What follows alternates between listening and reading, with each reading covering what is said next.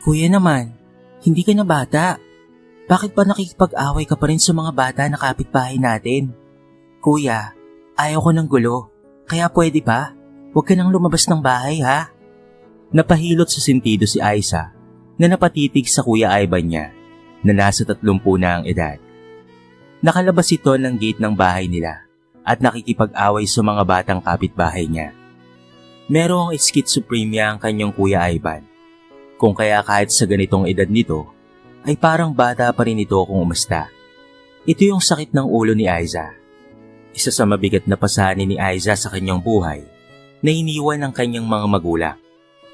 Kitang-kita niyang napasalampak ng upo si Ivan at umiyak. Inaway ako ni Junjun. Sabi niya ibaliw raw ako. Kaya nagalit Ivan. Hinampas ko si Junjun. Umiiyak na wika ni Kuya Ivan niya na ngayon ay kinakagat na ang kuko sa daliri. Para talaga itong bata na walang muwang sa buhay.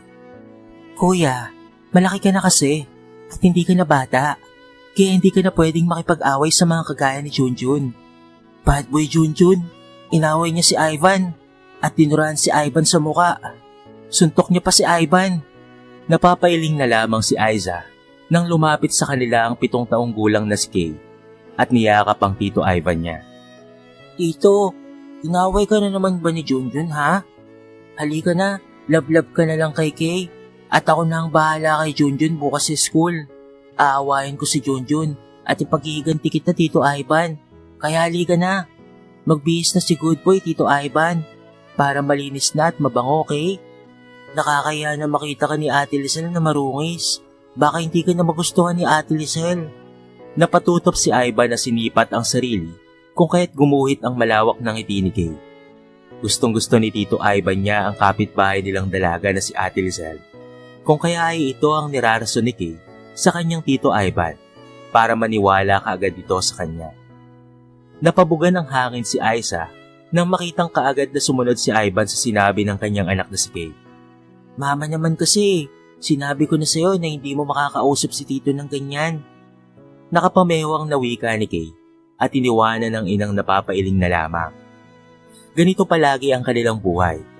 Minsan pa kapag aburido ang ulo ni Ivan, ay nagwawala ito, lalo na kapag hindi nila ito nabibigyan ng gamot. Hindi naman pangit si Ivan, kaya lang ay bata talaga ang pag-iisip nito. Aiza! Sigaw ng asawang si Ferdy na nanggagalaiti sa galit. Ano na naman ba yung nangyayari sa'yo ha? Nasaan si Ivan ha? Napalunok si Aiza nang makita ang hawak nitong t-shirt niya na bago, na ngayon ay hindi na magagamit dahil pinagputol-putol na ito gamit ang gunting. Sigurado siyang ang Kuya Ivan niya ang may gawa noon. Napapangiti na lamang si Ivan nang marinig ang inis na si Ferdy. Nagalit siya sa asawa ni Aiza sapagkat nakita niya itong may kasamang babae. Kagad na nagtago si Ivan sa kwarto niya para hindi siya makita ni Ferdy. Nye. Buti nga sa'yo. Ang sama mong asawa kasi. Niloloko mo lang si Aiza. Ani ni Ivan na nakangiwi habang pumasok sa cabinet ng mga damit niya nang marinig ang mabibigat na mga yabag ni Ferdy paakyat dito sa taas. Ivan! Pagtawag dito. Napakagat ng daliri si Ivan nang bumungad sa kanya si Ferdy. Hinablot ni Ferdy ang yapis na katawan ni Ivan papalabas ng cabinet at pinagsusuntok ang katawan nito. Hayop ka talaga! Hindi ka na nagtanda ha? Sinira mo pa ang mga gamit kong walang yaka? Pinukpok ni Ferdy ang ulo ni Ivan kung kaya ipinigil na ito ni Aiza. Ferdy, tama na yan, ano ba? Hiyaw ni Aiza na hinablot si Ferdy na walang tigil sa pagpukpok sa ulo ng kapatid niya. Kakampi ka pa sa abnormal mong kapatid ha? Tinulak ni Ferdy ang asawa kung kaya ay nabagok ang ulo ni Aiza sa gilid ng mesa na ikinadugo ng ulo ng babae. Sinasaktan mo si Aiza ha? Walang iya ka. Inis na sinalakay ni Ivan si Ferdy at pinagsusuntok rin ito. Galit na galit siya nang makitang duguan ng kapatid sa ulo. Sinira ko ang t-shirt mo dahil galit ako sa'yo. Sinasaktan mo lang ang kapatid ko. May iba ka pang babaeng kasama na girlfriend mo. Kawawa ang kapatid ko sa'yo dahil wala kang yang lalaki ka. Nanlaki ang mga mata ni Aiza sa sinabi ng Kuya Ivan niya. Kahit may sakit ito sa utak, ay alam niyang hindi ito marunong magsinungaling. o kaya ay gumawa ng mga istoryang walang katotohanan. Tumahimik ka! At ako pa ang sisiraan mo kay Aiza, ha? Bulyaw ni Ferdy kay Ivan. Na muling uundayan sana ng suntok ang kapatid ng asawa niya, subalit natigilan na lamang siya nang pumagitna sa kanilang pag-aaway ang galit na si Aiza. Sige, saktan mo pa ulit ang kuya ko. Nang sa gayon ay ipapulis na kitang hayop ka. Manloloko ka. Akala ko ay tumigil ka na sa pambababae mo, pero niloloko mo lang pala akong hayop ka. Aiza naman, naniniwala ka talaga dyan sa kapatid mong mongoloid? Tumapo sa mukha ni Ferdy ang mga kamay ni Aiza. Insultuhin mo po ulit ang kuya ko. At hindi lang sampal ang aaputin mo sa akin. Hindi mongoloid ang kuya ko. Naiintindihan mo ba? Ikaw na walang kwentang lalaki. Lumayas ka rito. Layas! Sigaw ni Aiza at itinulak papalabas si Ferdy. Nang makalabas na ng kwarto si Ferdy, ay pinagtulakan pa ito ni Aiza palabas ng bahay. Mga 3 taon na niyang karelasyon si Ferdy at hanggang ngayon ay hindi pa rin siya nito pinapakasalan. Isa siyang single mom sa anak na si Kay nang maging sila ni Ferdy. Mabuti na lamang at hindi sila binigyan ng anak sa loob ng 3 taon nilang pagsasama. Sa loob ng 3 taon na iyon, ay puro konsumisyon lamang ang binibigay sa kanya ng kasintahan niyang si Ferdy. Naroong nagsusugal ito o kaya naglalasing at minsan naman ay puro pambababae ang inatupag nito. Hindi napigilan ni Aiza ang pagtulo ng mga luha niya nang makitang paalis na si Ferdy sa buhay nila. Huwag na huwag ka nang babalik ditong hayop ka. Pahabol niya pang sigaw sa lalaki. Oo, akala mo kung sino kang maganda. Pinapaksamahan lang naman kita dahil malaki ang sahod mo. Dahil sa kang call center agent. Magsama kayo ng mongoloid mong kapatid. Balik sigaw naman ni Ferdy sa kanya. Akala mo kung sino kang umusta na babae ka. Magpasalamat ka pa nga at pinulot pa kita eh. Kahit may anak ka na sa iba. Napasingap na lamang si Ferdy nang batuin siya ni Ivan ng itlog. At sa malas pa, ay mabahong itlog talaga ang nabasag sa mukha niya na mas lalong ikinainis niya sa magkapatid na Ivan at Aiza. May araw din kayo sa akin mga hayop kayo, mga lahi kayong mongoloid. Nalulumong napaupo na lamang sa sopa si Aiza dahil sa nangyari. Hindi niya inaakalang tuluyan ng magwawakas ang relasyon nila ni Ferdy sa ganitong pangyayari. Dito lang ako baby girl. Baby ka pa rin ni kuya kahit may anak ka na. Napalingon si Aiza nang marinig ang sinabi ng kuya Ivan niya. Ito ang karamay niya sa lahat ng oras. Lalo na kapag nasasaktan siya. Noong unang nasaktan siya sa pag-ibig, ay ang kuya Ivan niya ang karamay niya dahil patay na ang magulang nila. Kahit may schizophrenia ang kanyang kuya, ay napakasipag nito sa trabaho. Kung kaya ay nakapagtapos siya sa kolehiyo dahil sa pagsisikap ng kuya Ivan niyang kulang sa bait. Masarap itong magluto kung kaya ay dinadayo ng mga taong Ivan's Kitchenette na kainan. Pag-aari ito mismo ng kuya niyang may schizophrenia. Nang mabuntis siya kay Kay, ay ang kuya niya ang sumuporta sa kanya at sa lahat ng gastusin niya sa pagbubuntis kay Kay hanggang sa nanganak siya. Noong bumalik siya sa pag-aaral, ay si Ivan ang nagbabantay kay Kay na isinasabay niya sa pagluluto niya sa kanyang maliit na kainan. Ngayon ay unti-unti nang lumalago ang kitchenette ng kuya niya.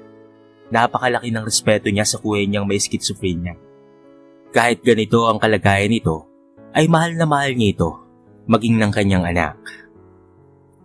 Ito na lamang kasi ang nag-iisang tunay na pamilya nilang dalawa ni Kay. Kuya, nagpahid siya ng mga luha na napalingon sa kuya niyang nakabuka ang mga bisig para yakapin siya. I'm sorry baby girl, pero walang kwenta ang lalaking yun. Sinasaktan ka lamang ng lalaking yun, Aiza. Narito pa rin si kuya mo. Palagi ako nandito para sa'yo. Okay ba yun?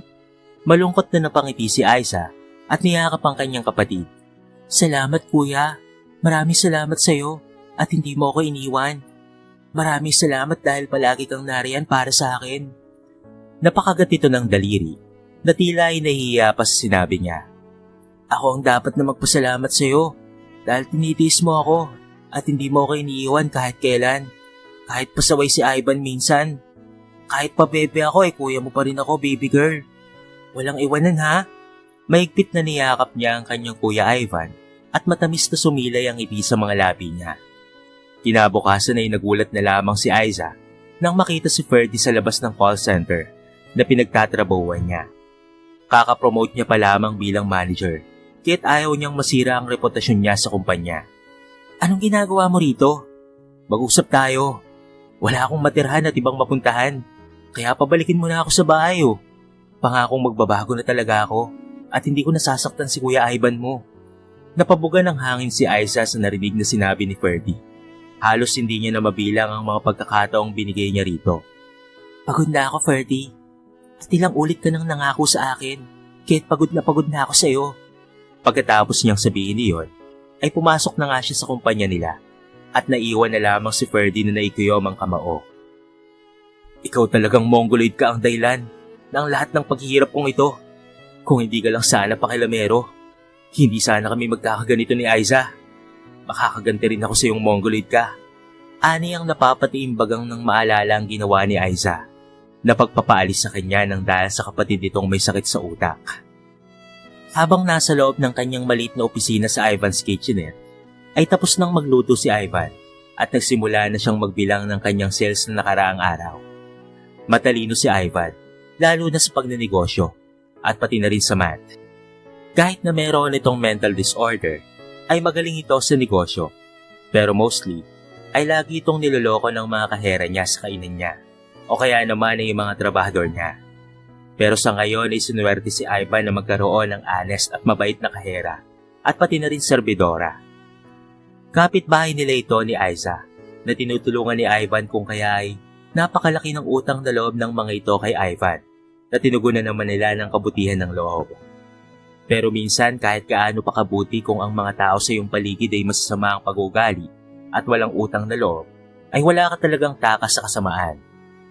Nagsasara na ng kitchenette si Ivan kasama si Apple na tindera nito at si Marisol na kahera niya nang may dumating na lalaki na may hawak na baril at tinutukan si Apple. Kuya Ivan! Nanginginig sa takot si Apple dahil nakatutok sa kanyang ulo ang baril ng taong nakamaskara na umatake sa kitchenette ni Ivan. Ilabas mo ang lahat ng pera mo kung ayaw mong mamatay ang tindera mo. Napakanot-no si Ivan na lumapit sa mga ito. Ferdy? Alam kong ikaw yan.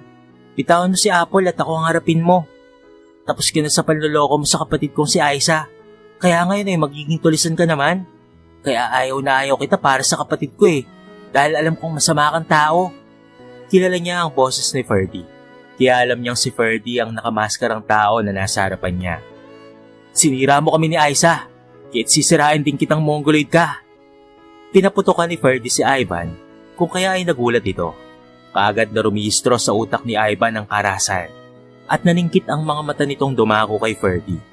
Nagsisimula nang mag-hallucinate si Ivan na isa siyang superhero na ililigtas ang kapatid na si Aiza na sisilain ng isang monster na ngayon ay nagwawala sa harapan niya. Kapag may isang bagay na nakaka-trigger ng halusinasyon ng isang schizophrenia patient, ay nawawala ito sa sarili.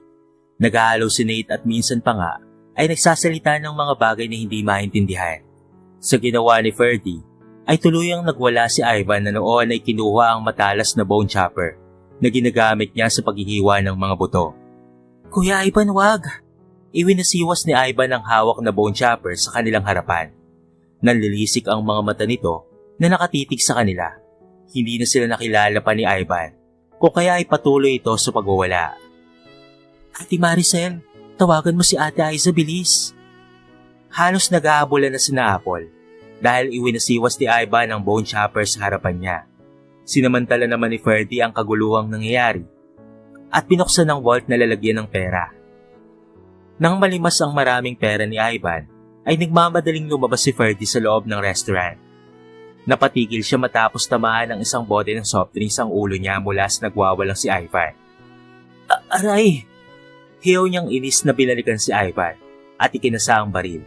Papatayin niya na ang abnormal na ito dahil matagal na siyang nagtitimpi sa lalaking ito. Huwag! Magpakanabay na sigaw ni Marisol at Apple kung kaya ay nawala kay Ivan ang atensyon niya at napalingon na lamang sa dalawang babae. Namanhid ang buong katawan ni Ferdy matapos na tamaan ng bone chopper ni Ivan. Kuya Ivan! Napasigaw si Aiza dahil sa kanyang nakita. Natigilan naman si Ivan na tila bumalik ang hwisyo nang marinig ang sigaw ng kanyang kapatid na si Aiza. Nanlalamig ang katawan niya nang makitang bumagsak sa sahig ang katawan ni Ferdy na duguan na matapos tamaan ng kanyang bone chopper. Napapalingo-lingo si Ivan nang makita at ma-realize ang kamaliang nagawa at napasalampak na lamang na naupo sa sahig sa tabi ni Ferd. Baby girl, hindi ko sinasadya. Ayokong makita kang masasaktan. Hindi ko sinasadya, Aiza.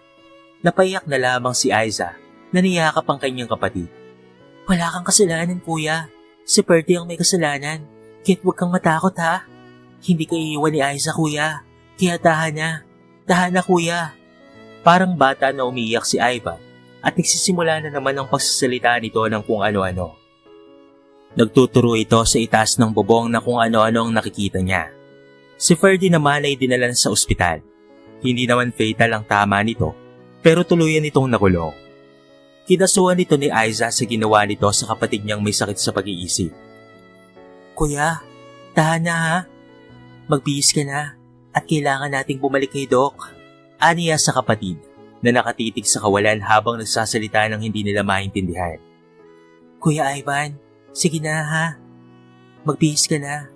Natigilan si Aiza nang inilapit ni Ivan ang mga daliri sa bibig niya dahil wag daw siyang maingay at natutulog pa ang baby K niya. Napabuntong hininga na lamang si Aiza na nilapitan ng kuya niya at hinubaran ng t-shirt. Kung dati ay masyado itong clean fake. Pero matapos ang nangyaring trauma dito, ay tuluyan nang nawala sa sarili ang kuya Ivan niya. Lumala ang schizophrenia nito.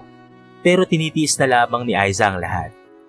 Ang kanyang kuya Ivan ang naging takbuhay niya sa mga oras na kailangan niya ng masasandalan. Ang kanyang kuya Ivan lamang ang tanging karamay niya sa lahat ng suliranin niya sa buhay. Higit sa lahat, ay si Kuya Ivan lamang ang nag-iisang lalaking tunay na nagmamahal sa kanya at naging ama sa kanyang anak na si Kay. Hindi na rin ito naaalagaan ng kitchenette, o kaya ay nagbabayad na lamang ng chef si Aiza upang magluto sa restaurant ng kuya niya. Maaasahan niya naman si Maricel at Apple. Tito, sasamahan kita ngayon sa check-up mo ha? Malambing na wika ni Kay sa Tito Ivan niya at humilig sa balikat nito nang nakasakay na sila sa taxi. Nakatitig pa rin ito sa kawalan at nagsasalita ng kung ano-ano na hindi naman nila naiintindihan. Mama, hindi na ba magiging okay si Tito? Malungkot na wika ni Kay sa kanyang ina. Maya-maya ay napatitig sa kanyang mga mata ang Tito Ivan niya. Tito, lumaban ka at alalahanin mo kami ni Mama dahil ikaw lamang ang nag-iisang meron kami ni Mama. Walang sagot na nakuha si Kay mula sa Tito Ivan niya. Blanko ang mga mata nitong walang mababakas na damdamin mula rito. Lumipas ang 2 buwan, na ganoon palagi si Ivan. Nakakapagod man ngunit tiniis na lamang ni Aiza ang lahat para sa kanyang kuya, na nag-iisang pamilya na meron siya.